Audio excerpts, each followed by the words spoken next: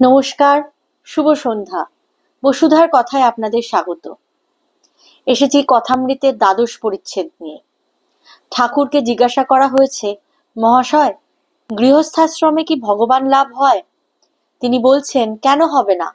পাকাল মাছের মতো থাকো। সে পাঁকে থাকে কিন্তু গায়ে পাঁক নাই। আর ঘুষকির মতো থাকো।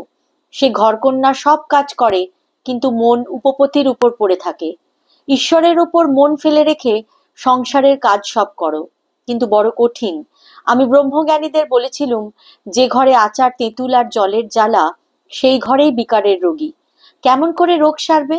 আচার তেঁতুল মনে করলে মুখে জল সরে। পুরুষের পক্ষে স্ত্রীলোক আচার তেঁতুলের মতো, আর বিষয় তৃষ্ণা সর্বদাই লেগে আছে, ওইটি জলের জ্বালা। এ তৃষ্ণার শেষ নাই। বিকারের রোগী বলে, এক জ্বালা জল খাবো। বড় কঠিন। সংসারের নানা গোল, এদিকে যাবি কোস্তা মেলে মারবো, ওদিকে যাবি ঝাঁটা ফেলে মারবো, এদিকে যাবি জুতো ফেলে মারবো। আর নির্জন না হলে ভগবান চিন্তা হয় না। সোনা গলিয়ে গয়না করব, তা যদি গলাবার সময় 5 বার ডাকে, তাহলে সোনা গলানো কেমন করে হয়? চাল কাটছো, একলা বসে কাটতে হয়। একবার চাল হাতে করে তুলে দেখতে হয় কেমন সাফ হলো। কাটতে কাটতে যদি 5 বার ডাকবে, ভালো কাড়া কেমন করে হয়? একজন ভক্ত, মহাশয়, এখন উপায় কি? শ্রীরামকৃষ্ণ, আছে। যদি তীব্র বৈরাগ্য হয় তাহলে হয়। যা মিথ্যা বলে জানছি, রোগ করে তৎক্ষণাৎ ত্যাগ করো। যখন আমার ভারী ব্যামো গঙ্গাপ্রসাদ সেনের কাছে লয়ে গেল। গঙ্গাপ্রসাদ বললে, স্বর্ণ পটপটি খেতে হবে, কিন্তু জল খেতে পারবে না, বেদানার রস খেতে পারো। সকলে মনে করলো, জল না খেয়ে আমি কেমন করে থাকবো? আমি রোগ করলুম, আর জল খাবো না। পরমহংস, আমি তো পাতিহাঁস নই, রাজহাঁস, দুধ খাবো।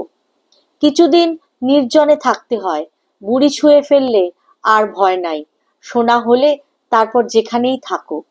নির্জনে থেকে যদি ভক্তি লাভ হয়, যদি ভগবান লাভ হয়, তাহলে সংসারেও থাকা যায়। রাখালের বাপের প্রতি তাই তো ছোকরাদের থাকতে বলি, কেননা এখানে দিন কতক থাকলে ভগবানে ভক্তি হবে, তখন বেশ সংসারে গিয়ে থাকতে পারবে।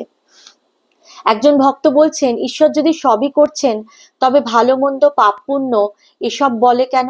পাপও তাহলে তার ইচ্ছা।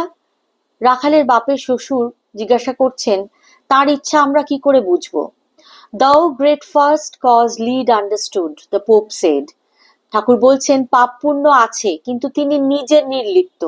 বায়ুতে সুগন্ধ দুর্গন্ধ সব রকমই থাকে, কিন্তু বায়ু নিজে নির্লিপ্ত। তার সৃষ্টি এরকম। ভালো মন্দ, সৎ অসৎ, যেমন গাছের মধ্যে কোনটা আম গাছ, কোনটা কাঁঠাল গাছ, কোনটা আমড়া গাছ।